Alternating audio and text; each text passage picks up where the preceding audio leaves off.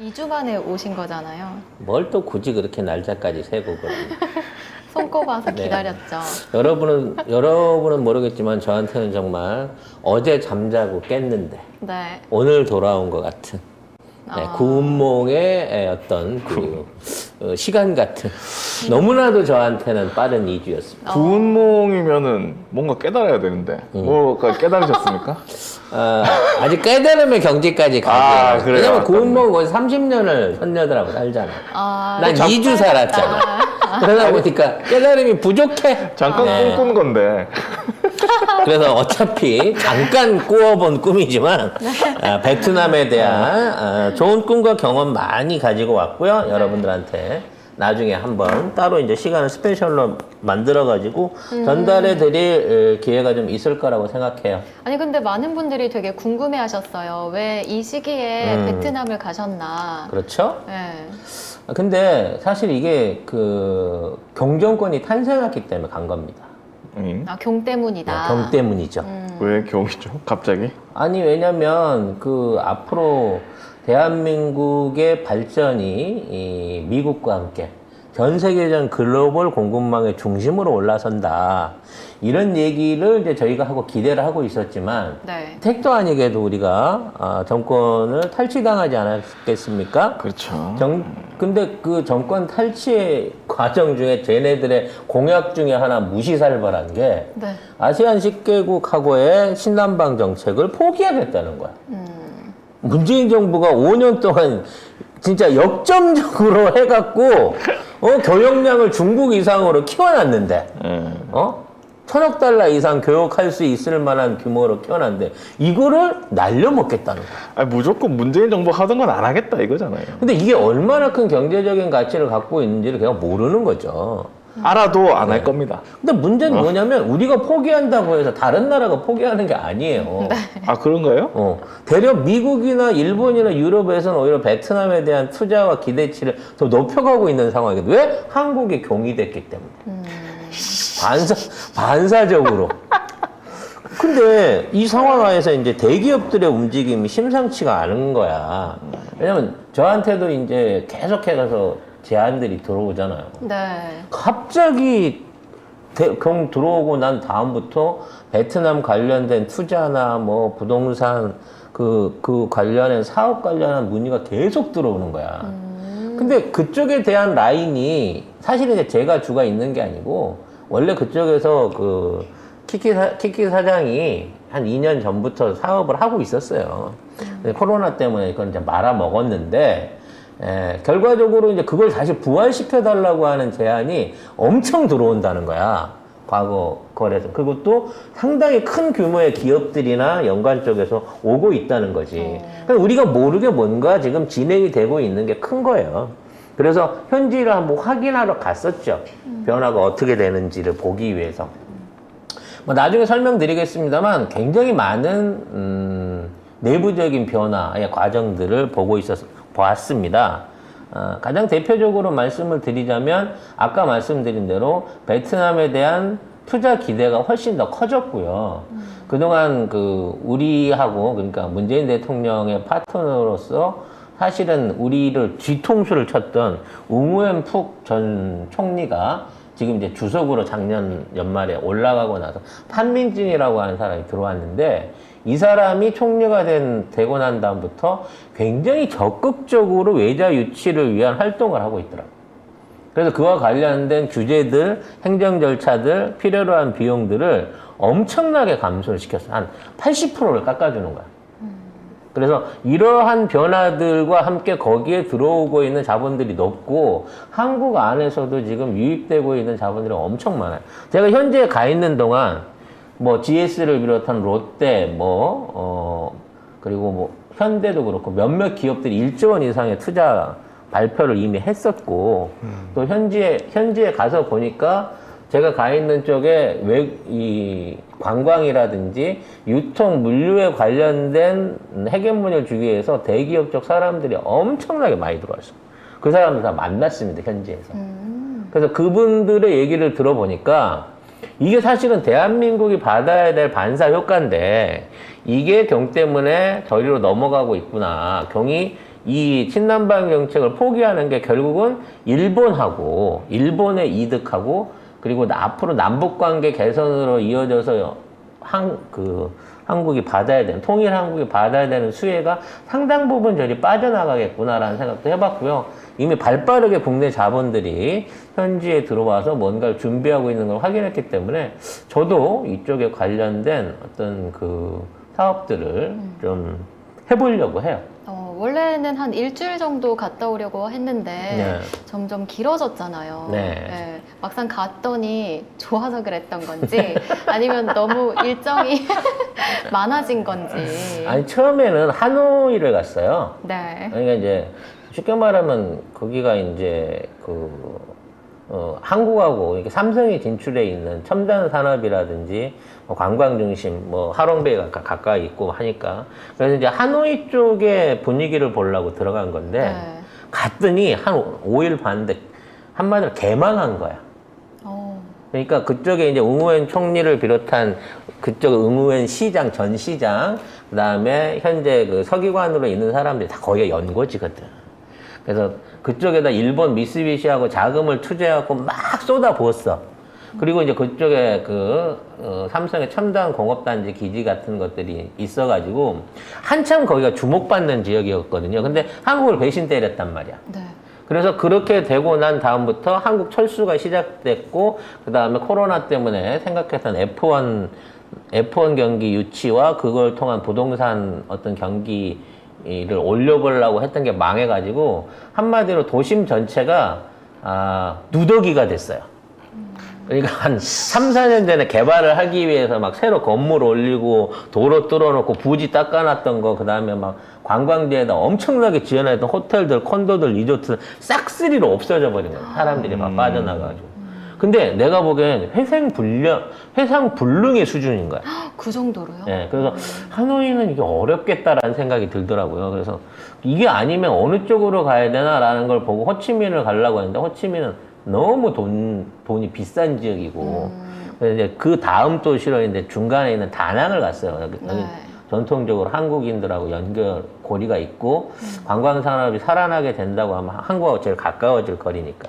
근데 저 갈 때까지만 해도 직항이 개설이 안 됐는데 네. 저 가 있는 2주 동안 직항이 개설이 됐어요. 어. 그 정도로 이제 빠르게 들어가고 있는 거고 많은 분들이 오고 계시더라고요. 그래서 그쪽에서 이제 여러 가지 이 준비들을 했습니다. 그래서 현재 법인 설립도 진행 중이고요.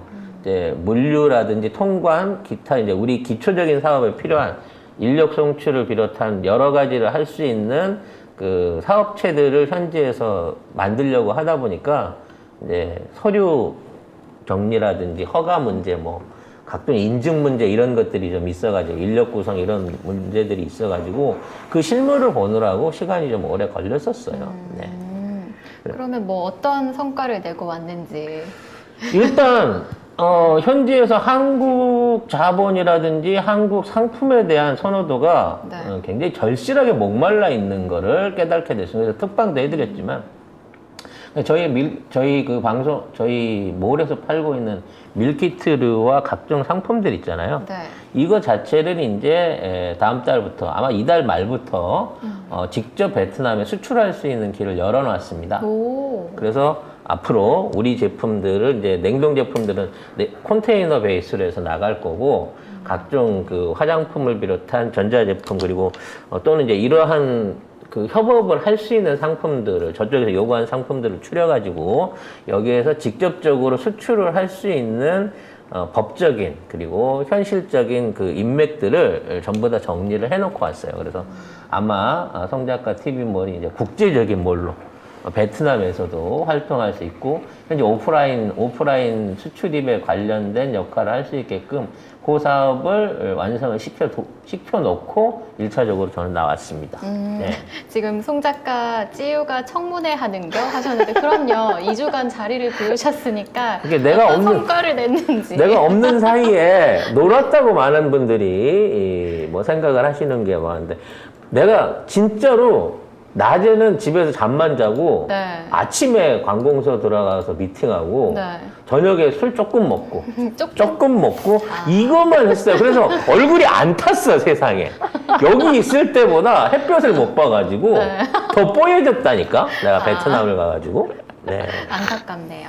네. 그래서 이제 그 이후에도 베트남에서 이제 인력 송출 그러니까 국내 건설 인력이라든지 네. 뭐 이런 인력 손출에 대한 문제 그리고 현지 그 교민회하고 협조할 수 있는 부분 그리고 이제 앞으로 베트남에서 현지 리포팅을 해줄 수 있는 현지의 우리 이제 방송 특파원까지 네 전부 준비를 했고요. 거기에 관련된 테스트 방송도 마쳤으니까 베트남 미녀가 소개하는 베트남 관련된 어떤 소개 프로그램이 조만간 여러분들한테 또 하나의 서비스로 제공되지 않을까라는 준비도 마무리를 지었습니다. 일하고 얘기를 들어보니까 저녁에는 살짝 좀 즐기신 것 같기도 한데 아니, 이게 재밌는 일 없어요? 여러분들이 이제 어떻게 가야만 눈탱이를 안 맞고 네. 현지에서 알찬 여행을 할 수 있을까 싶어서 몇몇 이제 명소나 식당이나 관련 업계분들을 많이 만났죠. 근데 역시 거기 갔더니 뭐랄까 송 작가의 유머가 통하더만. 여기선 안 통했는데. 정말 거기 가서 그 불멸의 히트작을 내가 하나 만들고 왔잖아.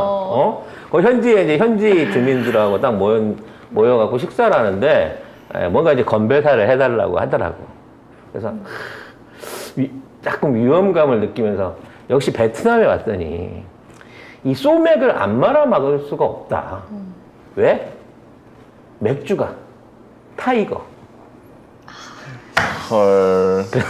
여러분 타이거 딱 했어. 네. 안 통할 줄 알았거든. 거기 타이거 맥주가 우리나라 오비처럼 제일 유명한 또 많이 팔리는 대중적인 맥주의 호랑이 그러면서 여러분 타이거 딱 했는데 처음엔 못 알아듣다가 자등이 뒤집어졌잖아. 야, 그래서 내가 또 우리 쓰던 그 CD들 있잖아. 타이거 호랑이가 몇 개 있죠. 네, 타이거 CD들을 내가 쫙 풀었지. 우와, 그냥 심지어는 한국어를 모르는 종업원들도 네. 다 뒤집어지더만. 그거면은 그냥 분위기 맞춰 웃은 건데요. 아니라니까. 그래서 앞으로 야, 억지로 웃은 거군요. 유머 감각은 송 작가의 유머 감각은 국제적이구나. 한글을 몰라도 웃을 수 있는. 왜 짜증이 나요? 네. 아무튼 그런 뭐 에피들이 있었고요. 네. 몇몇 이제 관광 명소들 댕겨보면서 네. 이 현지 물가가 우리 물가로 따지면 환율비 대비해서 20분의 1이거든요. 근데 정말 현지인하고 알차게 잘 찾아가면 그 가격을 즐길 수가 있는데 진짜 모르는 사람이 눈탱이 가면 한국에서 내는 비용이랑 똑같이 들겠더라고요. 오. 그래서 여러분들 베트남 여행 가실 때는 저 이제 단체 관광은 제가 사실은 사업 아이템을 다 포기를 했어요. 그래요? 현지에 갔는데 네. 무슨 이제 색깔 풍선 있는 회사부터 시작해가지고 색깔 풍선. 네. 노란 노란 밭대 뭐 풍선. 이런 기업들이 들어와갖고 네. 호텔이나 숙소를 싹쓸이를 했어. 오. 그러니까 막 1년씩 계약하거나 뭐 나온 매물이 있으면 막 사들일 정도야. 그래서 걔들이 그거를 싹쓸이를 해가지고 그걸 되파는 거야 이제. 그 한국에서 나가는 관광단들한테 되파는 용도라고 거의 싹쓸이가 돼갖고 좋은 호텔들은 여러분들이 쉽게 구할 수가 없어요. 그리고 굉장히 비싼 가격에 구할 수밖에 없고 그러면서 상품들을 거의 뭐 3박 4일에 3, 40만 원대 상품으로 하고 있어가지고 가면 100% 침향이나 라텍스사로 끌려다닐 수밖에 없는 이런 부실한 상품들이 라텍스. 만들어질 것 같더라고. 가장 대표적인 게 라텍스하고 뭐 그런 거예요. 네. 그래서 망고 과자 뭐 이런 커피, 거. 뭐. 차, 말린 과일 뭐 이런 뭐 것들. 말린 거, 네. 이런 거. 그래서 그런 거 안 당하시려고 하면 차라리 송 작가한테 문의를 해가지고 귀족 여행을 가세요. 그러면 조금 비용을 좀 들이면 한국에서보다 훨씬 싼 비용으로 네. 럭셔리의 끝을 체험해 볼 수 있는 네. 여행을 가셔라. 그래도 큰 비용 안 든다라는 말씀을 드리고 싶네요. 나중에 그것도 한번 여러분들하고 상의를 해보도록 하겠습니다. 네, 저는 이제 송 작가님이 제일 부러웠던 게 어쨌든 경이 없는 세상에서 살고 오신 거잖아요. 그렇죠. 뭐 현지에서의 한국을 바라보는 시선이라는 거 이런 게 느껴지셨어요? 아직 뭐 얼마 되진 않았는데. 그러니까 베트남 사람들이 이제 우리나라가 그 대통령이 바뀐 줄 몰라요. 네, 그래서 관심이 네, 있겠습니까? 어떠한 변화가 일어날지는 모르죠. 근데 오히려 베트남 입장에서는 알고 보면 베트남 정치인들은 경을 환영할 거예요. 네. 훨씬 이게 통하거든. 네, 부도덕한 애들끼리 서로 잘 통하잖아요. 그래서 타이거만 마시면 되지. 그냥 타서 마시면 되니까. 아, 그 말은 저렇게 했지만 아마 조만간 내부적인 거래는 훨씬 더 많아질 것으로 보여지는데 이제 걔네들의 이슈는 이제 축구였고 아. 네, 최근에 있었던 박항서 감독? 박항서 감독과 관한 이슈였고요. 근데 문제를 여기서 보고 있는 동안에 조금 객관적으로 한국의 저기를 보게 된 거예요. 안에 계신 분들은 치가 떨었겠지. 치가 떨리는 상황으로 떨고 있으면 저는 에어컨에 떨고 있었기 때문에 뉴스들을 봤는데 유튜버들에 대한 뭐 공격이라든지 그다음에 그와 관련된 막 수익을 없애버리는 네. 방식이라든지 그다음에 이게 전형적인 댓글 조작들 내지는 신고 조작들을 하는 모습을 보면서 아 앞으로 좀 쉽지 않겠다. 진보 방송들이 살아나는 게 쉽지 않겠다. 그만큼 저들이 언론 통제에 정말 최선을 다하고 있구나라는 생각을 보게 됐고요. 그런 것들을 극복하기 위해서라도 각 방송들이나 진보 방송들이 좀 더 협력하고 자생할 수 있는 길들을 열어야겠다는 생각이 듭니다. 네, 그래서 뭐 그런 면에서는 각오를 더 다지게 됐죠. 저희도 한번 이전에 차단된 적이 있었잖아요. 송 작가님 안 계실 때. 방송이 갑자기 없어져 네, 버려가지고. 앞으로 또 어떤 일이 벌어질지 모르니까 작가님 자리를 지키셔야 할 텐데. 그래서 이제 앞으로는 자리 비우지 않고 네. 성실하게 이 경과 싸워 나갈 수 있는 준비를 좀 하고요. 그리고 경이 혼자서 빼먹지 못하도록, 네, 지가 꽃감 빼먹듯이 혼자서 빼먹지 못하도록 네. 반드시 그 길목을 기다리고 있다가 빨대를 꽂아야 되겠다. 이제는 중국이 아니라 이제 베트남의 빨대를 꽂고 뭔가를 빨아야 될 시기구나라는 생각을 하게 됐습니다.